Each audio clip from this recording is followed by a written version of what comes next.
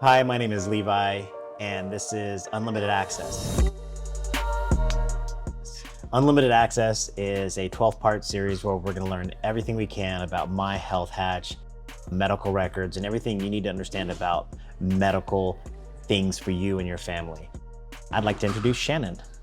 Yeah, hi, I'm Shannon Ellsworth. I am the founder and CEO of MyHealthHatch. I am looking forward to explaining to you what's going on in the healthcare world with medical records. Why did you start this business? So back in my 30s, dating myself, aging myself, my mother got sick with a lung issue that was undiagnosed. It was diagnosed, but they didn't actually tell her what it was.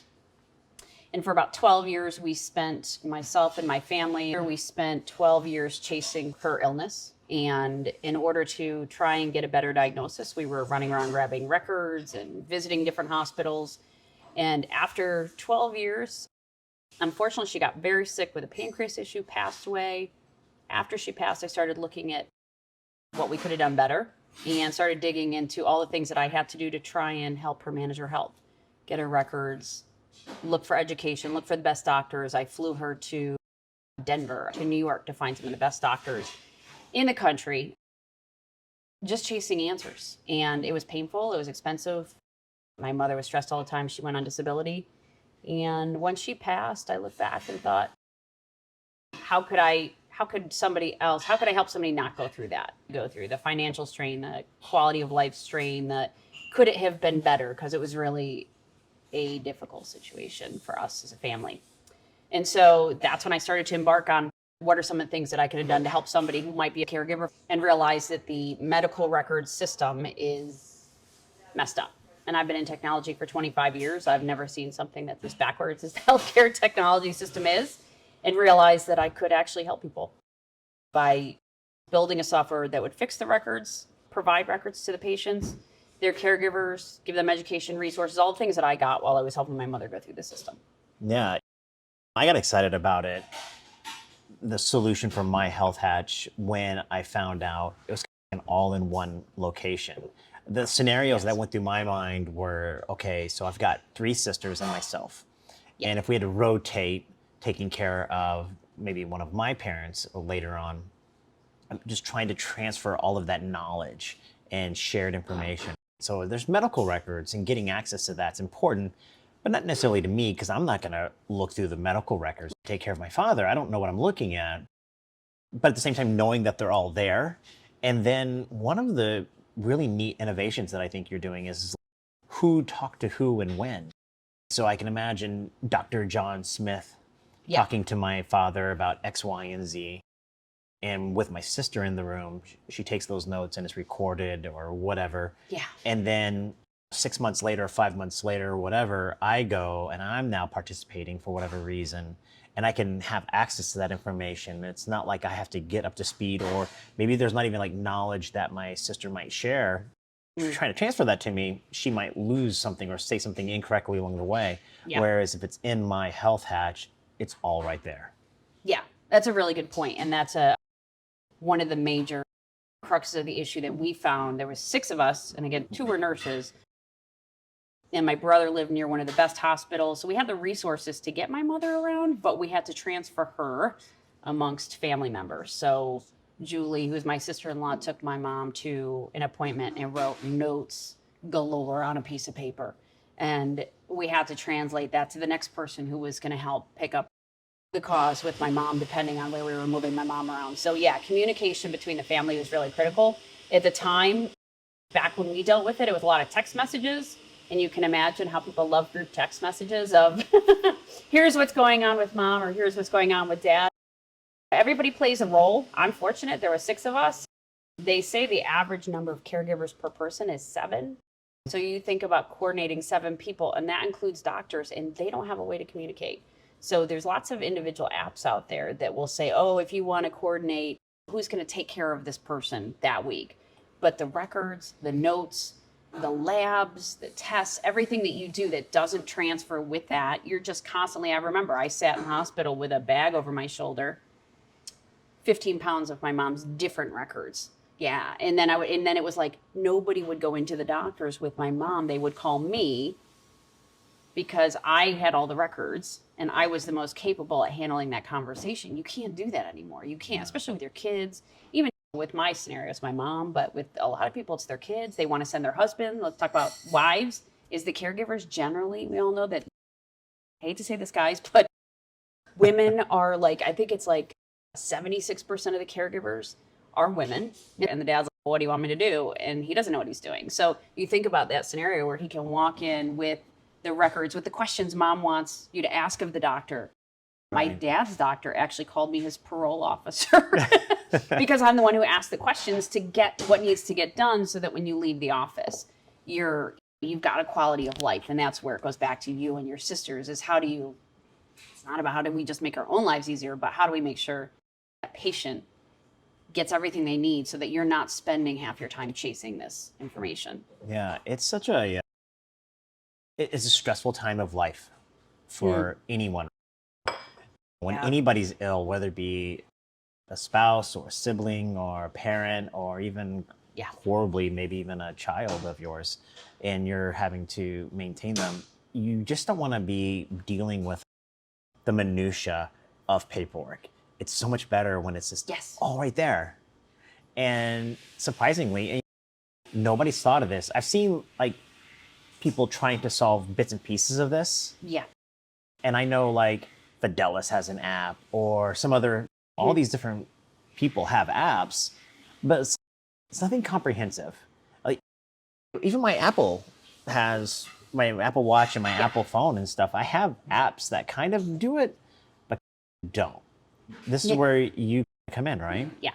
Yeah. That's a good way to explain it. You probably explained it better than I could.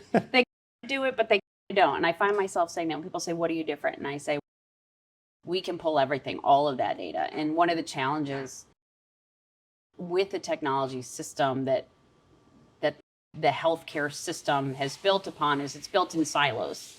That is traditionally the way the medical community takes care of records. So let's talk about what's a medical record is. When you go into the office and you saw the big filing cabinets, your file gets pulled out and it's all that data of your medical record. That is in every doctor office. Now you've got wearables like your Apple Watch. Your medical data is starting to disperse. And so it's everywhere. And so the ability to pull that into one app or one view has been a big challenge for the medical community. It is, I will say, in other communities, other industries, I should say, we've actually solved that problem. Financially, the financial system, if you look at, there's things like that's where like Bitcoin and cryptocurrency and Mint is a good example of how they've solved that problem. The QuickBooks, where you can log into all of that data at once. The difference between them and what MyHealthHatch is doing is the data is not standardized. So the reason people can't do all of it, and you say it does some, Apple Watch can connect to your doctors. They can pull some of your records, but that data isn't standardized. So you can't, they can only pull it at different times, where we're creating, MyHealthHatch is creating this layer of, we'll call like just digging through data and making it intelligent so that it's easy for you as a layman to just read that data. Often, and the other piece that's challenging is that traditionally, and this is nobody's fault, traditionally medical records are written in medical language. The reason I was lucky is I had two sisters who were trained in nursing and could translate, what does my lipid panel mean? If you're just looking at a lipid panel and you see the numbers are sky high, you're like, oh my God. So that's the differentiator between MyHealthHatch. All of the other apps, Apple, they're like, hey, we'll get you your data, we'll collect it. But you still have to translate it. You still have to sort through it. It's no different. All they've done is taken what I had in my backpack, 15 pounds of paper, and basically scanned it in. So now it's not as heavy. So we've got this kind of this data collection, everything's being translated in layman's terms and conformed so that way other people can read it, and you're doing that side to it. But I think most people in the world are familiar with HIPAA, right? Yeah. So HIPAA says it's all top secret data. And that is true. To explain HIPAA and how you guys are navigating that and making sure that everybody has access, but not necessarily violating the law. Yeah, it was intended to set rules so that you as a patient know that your data is not being shared. So it is. It's very important. You look at Google, you look at Apple, you look at all these Microsoft, and you're worried that they're tracking you. The idea behind HIPAA is standards and rules of sharing of your data. Mm-hmm. Now, here's the thing. What we're doing is we're not signing up to share your data. We play a completely different role than the providers would play. So in the legacy networks, I'll call them legacy, you're saying, hey, I say Dr. Noonan can send my data to St. Joe's. Right. That's HIPAA defines what the rules are there. I'm not sharing your data. All I'm doing for you is you say, so how HIPAA applies to me is I say, Levi, do I have your blessing to go collect all of your records, deposit them, sort them, and share them with you? Nobody in my organization sees it. You say, yes, Dr. Noonan, or whoever your primary care is. Right. Shannon can act as a conduit to my records. That's how HIPAA applies to us. We don't share the data. Now, we may in the future look at enabling you to share, but the difference between MyHealthHatch and what everybody else is doing is you sign off at your doctors and say, yeah, I agree that you can share it with. You can't control who they share it with. In MyHealthHatch, you get to control who you share it with. That keeps me completely out of the HIPAA rules and the security. That puts the data completely in your hands. Today, I'll tell you, we've seen where you say you sign one form and you can send it, they can send that data anywhere you want. So that's not to do fear instilling, but it's to really help consumers understand why you would want control of that data, because then you can say, hey, I walk into my doctor's, or let's say you go to a new doctor because you need a specialist. You can walk in and say, hey, I want to send this data. You control what kind of data you send. It's not a blanket. We don't just send all of your data. We say, okay, you get to pick and choose what you want to send to your doctor. So that's how HIPAA applies to us. So we went through the software and kind of what you guys are doing. Let's go back to your mother. Yeah? She tragically has passed, correct? Yes, that is correct. The thing that most stands out to me about MyHealthHatch is it's not going to technically save a life, but it could, in the sense because there's all this information kind of moving between all these different people, things get lost. And if Yes. something happens, right, that could be really tragic. There's that aspect of it.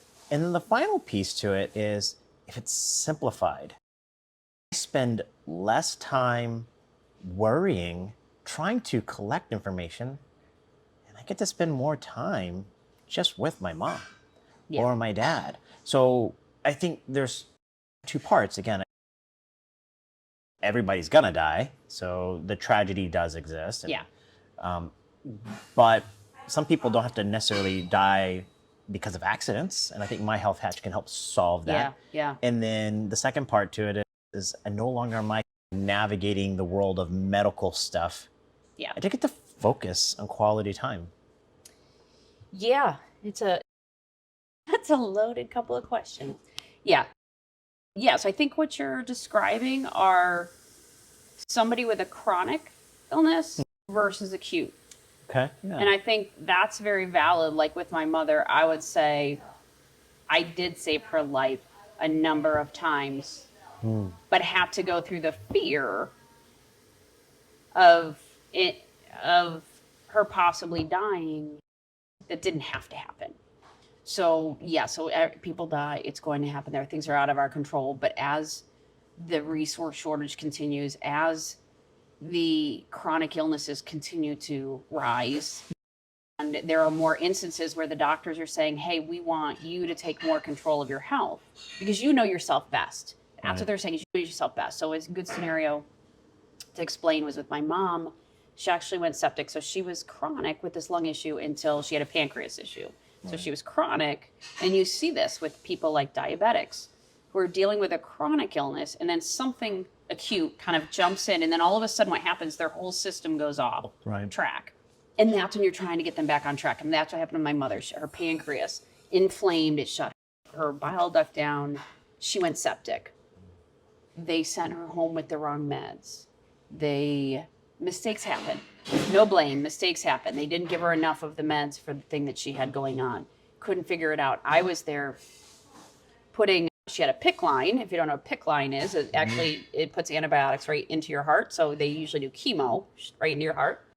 And I was the nurse at home injecting her with meds into her heart. Oh my gosh. And this is what they're expecting you to do. And you can see it now. And it's not it's not that they're expecting you to do because they don't want to do it. They're saying the caregiver, the family is part of the healthcare team. We all have to own this together. Should that have been the scenario? No, my mother went septic 3 times. The 3rd time I caught it before she ended up back in the hospital. But I was fortunate. I had my sister who was a nurse. I had all of the lab results and I could see them going through, and the doctors didn't see it because their systems weren't talking to each other. So what they could see was their one thing. That's why I was always running around. Mom didn't go to a doctor, didn't talk to a doctor without me there, because chances are that doctor didn't have a holistic view. And when you go to, you end up in the ER. If you don't tell them which hospital you want to go to, you might end up in a different hospital than you were before, and those guys are not communicating records. So now this hospital doesn't know that hospital already treated you for sepsis, gave you a certain antibiotic, it didn't work. Now you're in another hospital, they give you the same one, and I'm sitting there, don't give her the same one. And then a week after they send her home, all of a sudden she's going septic again. So to your point, there are things that you can do as a caregiver that you should watch for, that you should be educated, that you should understand. What the medical community and all of us believe is people are healthiest at home. They don't want you in the hospital with all the germs floating around. Right. They want you to be educated. And they're trying to push education out to the patients, but it's going to the patients, it's not going to the caregiver. And let me ask you, when you're sick, do you feel like reading about your sickness? And generally, you're going to migrate to the thing that says you're going to die in 6 months because you want everybody to know how bad that's you right. feel. WebMD is right? the worst. Yeah. Laugh, but not laugh. It's true. You have to. And that's where we call it information overload. I used to jokingly send my mother this meme where this kid had a tear going down his cheek and it said, I don't feel well. I'm going to die. I just Googled it and I'm going to die in 6 months. So that panic you don't want to feel, the patient doesn't want to feel that. You always go to the worst thing. So that's the acute. You're in a scenario. Can you get some help? There's lots of tools we're going to integrate with a company I just found that has clinical resources where you can call them and say, hey, I'm in this situation. You've got the medical community at your beck and call, which was really a huge part of my life, was my sisters that I could call up and say, again, I don't know what this means. And they'd say, no, you're not going to kill her if you shoot this antibiotics in her heart. I'd have to tell you the one time when I realized I didn't put the heparin in, and my mother's, does that need to be in there? And I'm like, that's just extra. Extra. I called my sister and she goes, that's what we do as nurses. No fear. And as caregivers, again, as caregivers, as parents, as children, as friends. Honestly, I have friends that I work with all the time that are chronic illness. And then you get the chronic scenario where somebody's just trying, where you're not feeling like I got to save a life, but you just feel terrible and you can't get better. And a lot of it is, most of the chronic illnesses can be managed yourself. Unfortunately, that information is buried. It's buried in the WebMDs, in the apps. There's tons of apps out there, but which one do you follow? And that's one of the things we strive to do with MyHealthHatch is go, okay, here's all the apps we've seen. Here's how they're categorized, because each person's illness is not the same. So MyHealthHatch hatched from a real experience. Mm-hmm. Yeah. And your expertise, and basically this everything kind of culminating at this one spot. If you had one final thing to say about MyHealthHatch and what people should expect, people being the app users, the moms, the dads, the children, whoever is going to use this app for being the caregiver, what would you tell them? Oh. I would say that MyHealthHatch is going to be a tool that gives you peace of mind. It frees up a lot of your stress and pain, and it's going to be a completely consumer-facing app. We're still going to go through the various medical groups, but we are the only one who is building specifically for the consumer. And as you come on, I know a lot of people say it's a little bit cliche, but the experience is what you make it. We're going to make this tool with all these different functionalities, and we're going to try and customize it because everybody's life is different. So you have to be willing to look at it that way and say, what do I want this app to do for me? And then let us help you customize it for you and make it kids, parents. You might have chronic illnesses. You may not have anything. I have friends that have no issues whatsoever, that have found that a shared calendar and communicating of different doctor's appointments just to make sure I don't have an ICE in case of an emergency. I realized, listen, this is funny. I built a software that I realized that I don't even have somebody who has all my information should something happen to me. Yeah, so think about that. Who's going to help me? My 78-year-old dad? No, I'm going to go in the hospital and he's going to have a panic. So I would say the thing to think about is think about how you manage your health, what you want to accomplish, how we can help you, how we can make this app more useful for you. I've seen a couple of apps that are very consumer facing. We'd love a forum for the users where you literally vote on the features that are most useful to you. So we'll pull all the data. We're going to pull all the data, but then how we make that data useful for you is going to be based on feedback. And that's what I would say. Think about, we never think about this. We've had multiple people that came up with ideas that we never thought of. We asked one family and they said, oh my God, a QR code. If I end up in the hospital, if I end up in an ambulance, I want a QR code on my phone that has what hospital I want to go to, what my blood type is. That one was one I just got last week. They're like, I want to know my blood type. So I would say try it out. That's what I would say is try it out, see what you don't get, and then tell us, because the data is only as good as you will enable it to be and enable us to help you with it. All right. Thank you so much, Shannon. Really appreciate it. This is episode 1 of Unlimited Access, and hopefully we're going to come up with more information to help you discover about this app and ways of being a great caregiver. Awesome. Thank you.